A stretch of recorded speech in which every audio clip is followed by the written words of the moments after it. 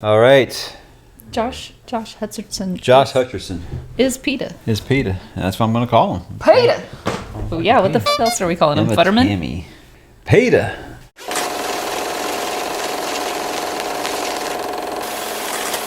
Hey, what's up, Couch Potatoes? We are back finally to talk some more post-credits, guys. We watched a good old family night tonight, and we watched the new release of Five Nights at Freddy's, a very, very popular gaming franchise, but this movie's been a long time coming. Kids have been kind of asking about all week. Kids wanted to play hooky from school today so they could watch it, so they were very excited to get to it finally. And honestly, I was just kind of interested to see what is this phenomenon all about. But directed by Emma Tammi. Sorry, it's a director I don't know very much about.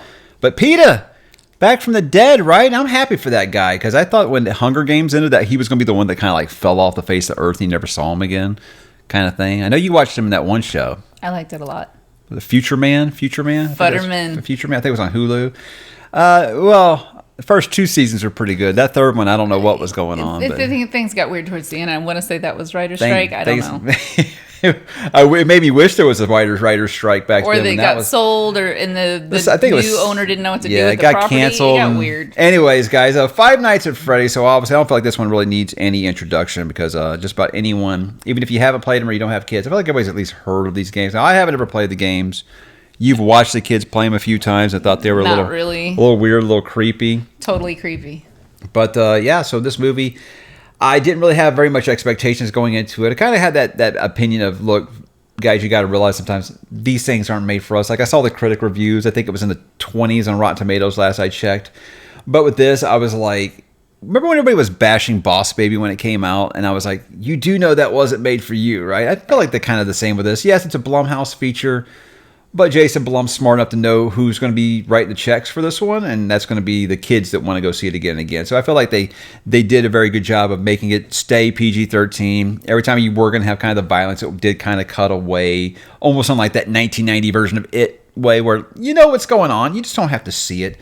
And from what I understand, the games are pretty bloodless as well. It's more about the ambiance and things like that. And I thought they did a good job on that. But I'm rambling now. We're going to let you talk a little bit. What did you like about Five Nights at Freddy's? Oh, I love the nostalgia. I love the showbiz pizza nostalgia. Yeah, we are kids of the 80s, guys. We grew up with Chuck E. Cheese and showbiz pizza. I think it leans a little more, because Chuck E. Cheese only had just Chucky. It didn't have it didn't have the whole band, right? Yeah, and I don't remember Chuck E. Cheese having the animatronics like showbiz did. Yeah, it was just the man in the rat suit, which is a different kind of creepy. Right. It's not my jam either. I'll say right off the bat, what I liked is I'm glad that they used practical effects for the actual animatronics, not because I know they had to be tempted to go CGI like everything else is, but I thought that just made it even creepier. Like the first appearance of the bunny character, I was like, yee, that's pretty spooky. So you want to stop your phone from making all these damn noises? I can't imagine who airplane who the fuck is Friday night. Woo! I guess so. Sweet. All right. There you go. But I didn't think it was, necessarily scary. Obviously, our 8-year-old got a little creeped out a few times, which is weird because he plays the games. He doesn't seem to get creeped out by him. He does. But what about you? You get scared easily. Did you get creeped out by anything? I thought there were some great jump scares. There was some legit ambiance and foreshadowing that built stuff up, I thought. Oh, yeah, Sam. I like that. I thought that the dream sequence just kind of slowed things down after about the 6th time they gave us a dream sequence. I thought that might have been because it felt like it kind of killed the momentum. But again, I thought it had a pretty good payoff. You keep talking about this kidnapped, abducted sibling, and you kind of get like somewhat of a resolution as the course of the movie goes along. And you can kind of put together. Again, it's aimed at younger audiences, so I don't feel like it's going to take like a PhD in like Sherlock Holmes to figure out the plot here, because we both figured out the antagonist right away.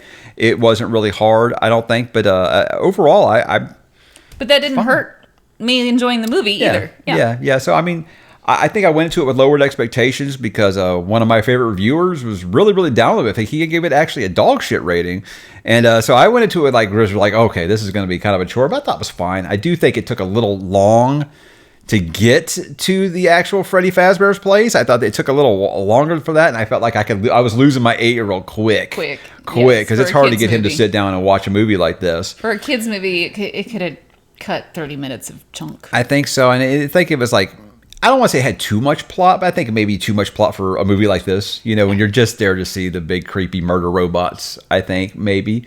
But we kind of started to lean into what we didn't like there. When did you say something you really didn't like? I mean, it was just too many dream sequences. I thought they had a good payoff, but there was too many. It slowed the momentum down every time it went to one. Yeah, I would say there's stuff that was pulled out way too long.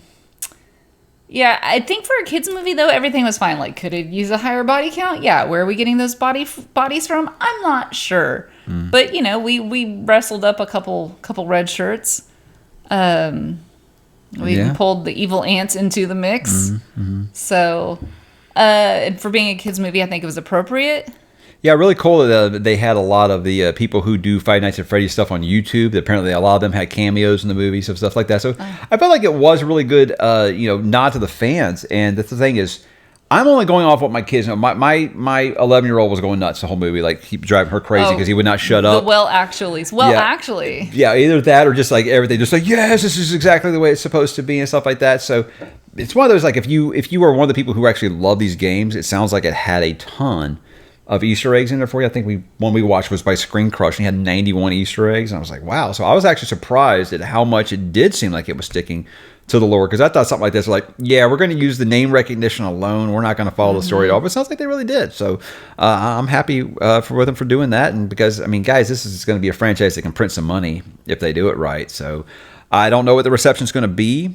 It seems like people like me who have no idea really what this franchise is about are kind of like whatever on it. But, again, I think that, 11 to preteen kind of age is really into this series. They seem to be pretty happy with it, and that's what's going to get you repeat viewings and stuff. So Jason Blum isn't an idiot. He does know where he's going to make the money. So what are you going to give this on your rating scale out of 5? Do you have a grade for this one? I'm gonna do 4 lollipops for this kids movie. 4 lollipops? Okay. 4 lollipops for this kids movie out of 5, and on the spooky factor, since it is a Halloween movie, I'll do 2 out of 5 pumpkins. 2 out of 5. I'd put this on a wait for streaming, which we did, guys. That's a 3 out of 5 in case you don't know the rating scale.